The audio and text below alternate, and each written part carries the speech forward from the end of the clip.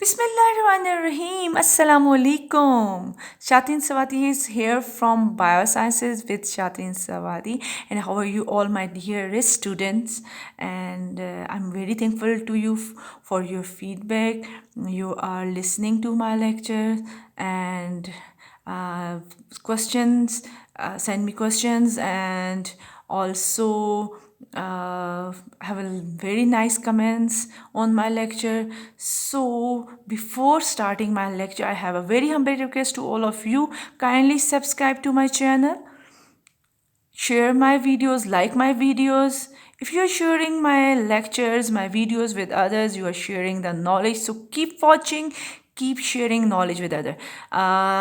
Today I'm going to start my animal series of lectures, and in this series, I will start from the invertebrates.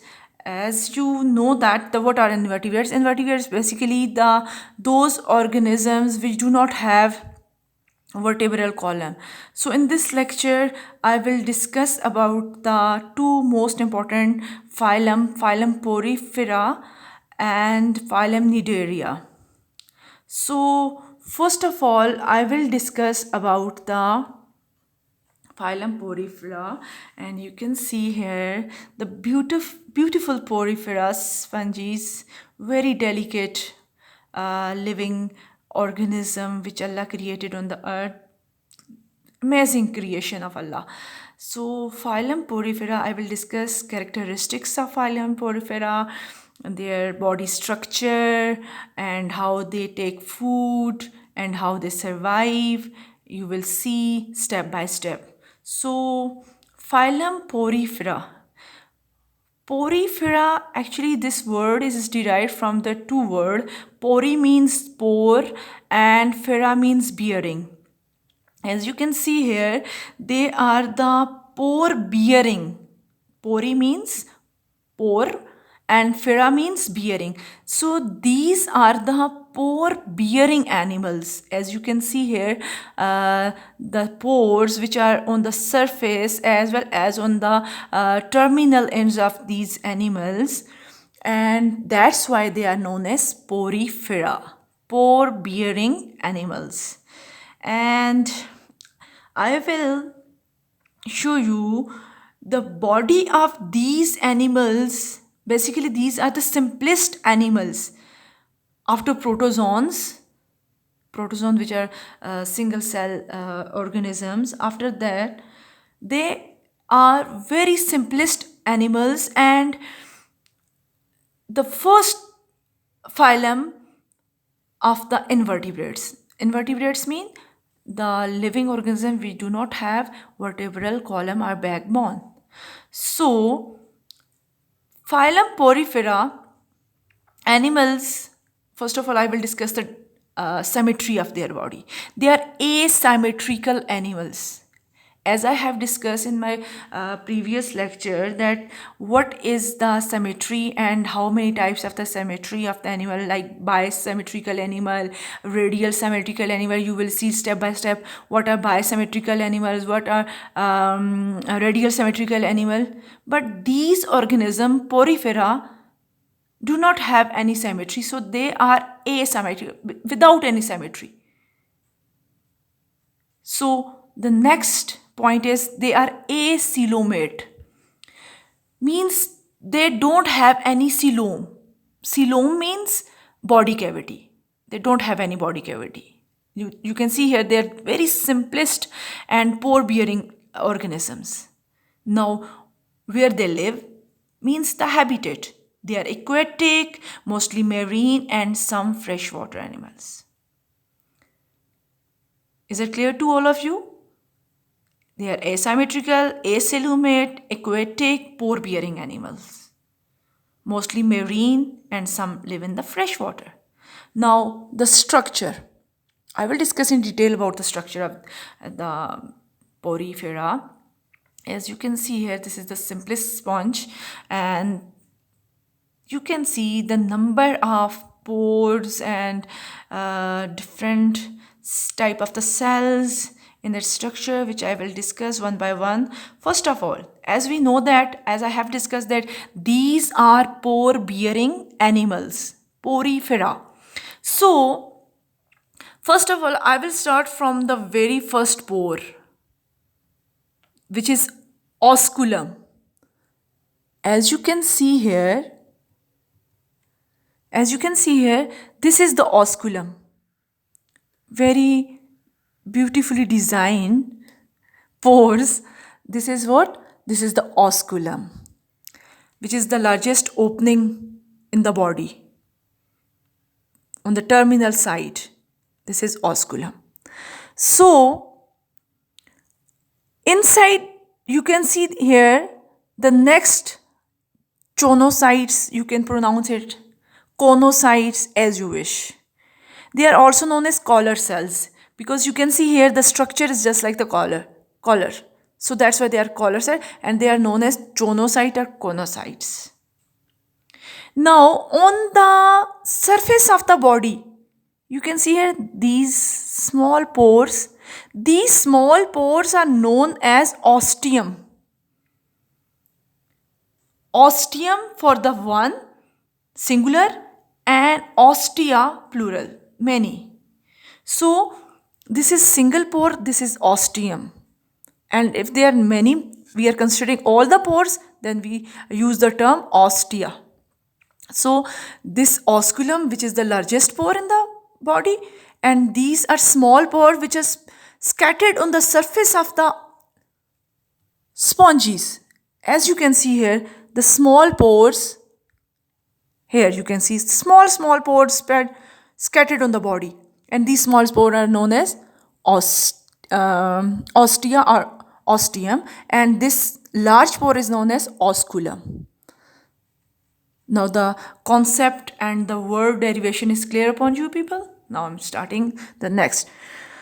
You can see here there are number of other cells, and these cells are known as pinacocytes. You can see here the pinacocytes,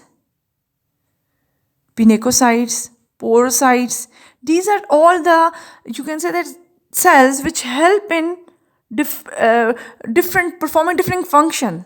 Like pinacocytes are the epidermal cells. These are the epidermal cells. And there are other cells too. You can see here amoebocytes. Why they are called amoebocytes? Because they are moving here and help in the nutrition, taking nutrition and digestion and many more functions. Like conocytes, chonocytes also help in the, because these cells are collar shaped and have cilia on their surface, and these cilia help in the beating of the food when they take inside their body. Now I'm moving towards because they are acylomate, having no body cavity, but there is still a space. There is a lumen in bottle-shaped structure, and this is known as sponge seal. Sponges, seal, cavity. So they are known as sponges, and they have sponge seal. Is it clear to you? Now I'm again repeating: osculum, which is the largest pore, ostia, which are present on the surface of the body, they are scattered on throughout the body. There are conocytes, chonocyte cells, which are inside, and there are pinacocytes, which are the epidermal cells. So this is the overall structure, and this is the sponge seal. Is it clear to you? Now moving towards the next slide, their body system. All proper systems are absent because they are the simplest living organism. Among the invertebrates, they are the simplest living organism. So all the systems are absent. Now, how do they do digestion, respiration, excretion, etc.? So, digestion. First of all, digestion. Intracellular and occur in food vacuoles within the chonocytes. As I have discussed about the chonocytes or conocytes, these are the collar cells, and digestion takes place in these cells and also in the amoebocyte cells, and also takes place in the sponge seal, because enzymes are secreted by these cells and these enzymes help in the digestion of the food. And also inside the cell, the digestion occur in the vacuoles. Is it clear? Now respiration. Exchange of, as there is no digestive system, there is no respiratory system, but they are still taking food, digesting the food, and also do the respiration. So how do they do respiration? Respiration occur simply by the exchange of gases, and these exchange of gases occur through their general body surface, to their ostia, osculum, ostia. All these pores help in the diffusion of gases, exchange of gases. So the exchange of gases occur through their general body surface. Is it clear? They take in oxygen, given out carbon dioxide through their general body surface. Now moving towards the next, excretion. Excretion occurs also through diffusion, like exchange of gases occur through diffusion, excretion occur through diffusions, and this excretion is carried out by the water currents. Water currents move inside the body and then out, and excretion occur through this. Means their respiration, their excretion occur through the general body surface, and digestion takes intercellular and intracellular both, because they don't have any body system. Now the nervous system. Nervous system, there is no brain and no spinal cord, but they have sensory cells which coordinate the flow of water and controlling excretion, respiration, digestion, etc. many more. And the last one, about the reproduction. They don't have any ovaries and testes and so on. Reproduction occur both by sexual as well as asexual way. Sexual reproduction, their cells produces sperms and eggs. Their body cells become sperms and egg and undergo the mechanism of sexual production. Is it clear? Now, in Porifera, sexes separate or sometimes they unite, present in the single organism. And this condition is known as hermaphrodite. When both the sexes, what is hermaphrodite? When both the sexes present, male and female sex present in same organism, single organism. So such sort of organisms are known as hermaphrodite. So they are separate as well as they are hermaphrodite. Is it clear now? And you can see here how the sperms produces, and then these sperms move towards the egg, and then this develop into the, after fertilization, develop into the young sponge. Is it clear now? How the sperms and then fertilize with the egg, and then it become the small larva, and then it develop into the complete sponge or porifera. Is it clear? Now, asexual reproduction. Asexual reproduction in porifera occur through budding and gemmules. They produces small birds, as you can see here in the diagram, and these birds then separate from their body and grow into a new individual. They also have an ability of regeneration, remarkable ability to regenerate from a small fragments. Even from a very small fragment, they can regenerate. Is it clear now? Now, how do sponges eat? As I have discussed in the previous slide, how do they eat? They take their food from through osculum as well as through ostia by the water currents, by diffusion, any mechanism you're using. And all these food particles when enter into the body through osculum and ostia, then what will happen, these food particles are taken up by the chonocytes or conocyte cells, as well as inside the sponge seal enzymes are secreted from the surrounding cells, and also in the vacuole they do digestion. Is it clear? Now I will discuss the phylum Cnidaria. This is known as Cnidaria. Now, why they are called nidaria or nidarians? The word nidaria is basically derived from the word nettle.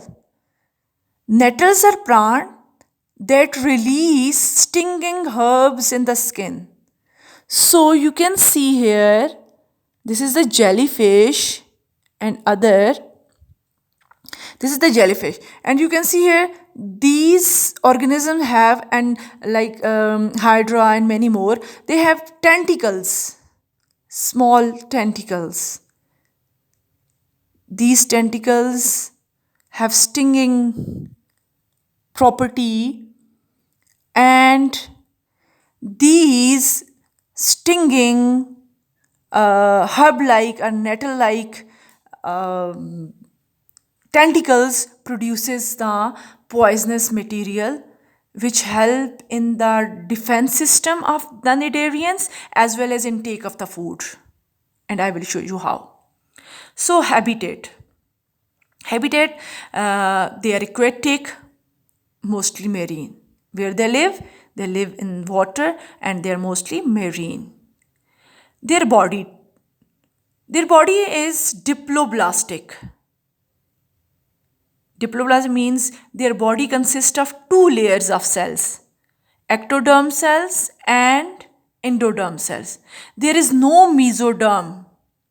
So they are known as dip for the two. Diploblastic layer. Diplo two layers animals mean they have ectoderm and endoderm. I will show you here. These are the simple nidarians, and you can see they have ectoderm outer layer, endoderm inner layer, but there is no mesoderm. But instead of the mesoderm, they have a jelly-like material which is filled in the ectoderm and endoderm, and this material is known as mesoglea. Is it clear? They are diploblastic because they consist of two layers, germ layers. One is ectoderm, which is outer layer, one is endoderm, which is inner layer, and inside the ectoderm and endoderm there is no mesoderm. Third layer is absent, but between the ectoderm and endoderm there is a jelly-like material filled which is known as mesoglea. Is it clear? Now, what is the symmetry? They are radial symmetrical animals. Radial symmetrical animals are those animals which are divided into two equal parts in more than one plane. They are radial symmetry animal. You can cut these organisms into two parts in more than one plane. Next one, they are acoelomate like the porifera. They don't have any coelom. They are acoelomate. More complex than sponges, having complex tissues because they are now radially symmetrical animal. They are diploblastic, but still they are acoelomate. Compare porifera with coelenterate. And the old name of the cnidarians is coelenterate. So that's why I'm calling coelentrates, okay? Don't be confused. Cnidarians' old name is coelenterate. So, the most important characteristics of cnidarians or coelenterata is the polymorphism. Poly means many, morpha means shapes, structures. They have many forms in a single organism. even you are talking about the hydra, you are talking about the any other organism from the Cnidarians, they occur in many forms. So they have the characteristics of polymorphisms. They live in colonies, and the unit of the colony is known as zooid. Unit of colony is known as I am showing you that they are polymorphic, means they occur in many forms and shapes and live in colony, and one unit of colony is known as zooid. So they have two types of zooids. You can see here medusa, and you can see here polyp. They have different forms, their body structure. Now the function, they live in colonies. So medusa, I will discuss what is the function of medusa and what is the function of the polyp. Polyp actually help in nutrition. This is the feeding zooid. But medusa is what? Reproductive zooids. Means it help in reproduction, producing sperms and eggs. And you can see here that they are complete organism, complete unit, and each unit is known as zooid. And polyp are what? They help in the feeding mechanism. Now, here you can see here the tentacles, which is the most important characteristics of all these Cnidarians. That's why they are called Cnidaria. And these tentacles have nematocytes. Nematocytes are small stinging cells which produce poison, and these nematocytes help in the defense system and also help in the capturing or paralyzing of their food, their prey. Okay. Now medusa, I have discussed what is medusa and what is polyp. Medusa shape is like the mushrooms, and polyp are vase shape. Is it clear? One is the feeding zooid, polyp is the feeding, help in the feeding of the colony, and medusa help in reproduction, increasing the number of that colony. Is it clear? Zooids are the units of colonies of Cnidarians or coelentrates. Okay. Catching lunch, how they take food. You can see here the Cnidarians by their tentacles covered in stinging cells and producing poison through nematocytes and paralyzing their prey and take the food. Is it clear? Now the body systems. They don't have a true body system like Porifera. They have no true system like Porifera. So digestion takes place in the gastrovascular cavity, as they are acoelomate, but the cavity present, I am showing you here, the cavity of these organisms, you can see here, this is not true coelom, body cavity, but like that. So this cavity is known as gastrocele. This is known as gastrocele or gastrovascular cavity. So digestion of the food occur in the cells of these organisms, intracellular as well as intercellular, means inside the cavity, and many cells produces the enzymes which help in the digestion, just like poriferas. So excretion like porifera through general body surface by diffusion. Similar respiration, there is no respiratory system, so that's why the respiration occurs through general body surface by diffusion, oxygen in, carbon dioxide out, and many more. Nervous system. Now the nervous system, they don't have any brain and spinal cord like higher organism. They have nerve nets and nerve organs or nerve cells, nerve tissues in their body, which are sensible, which detect food and many more things. So reproduction, both sexual as well as asexual reproduction, occur in the Cnidarians and are coelentrates. and sexual production by as we know that by sperms and asexual production by means of budding, by means of regeneration, by means of fragmentation, and many more. So there is no need to discuss in detail about that. So classes, they are hydra, jellyfish, and sea anemones, and corals usually have polyp forms. You can see here there are different classes: hydra, jellyfish. Is it clear now? So I hope the lecture will be clear upon you people. If you have any question, you can share with me. So like my videos, share my videos, and thank you very much, and Allah Hafiz.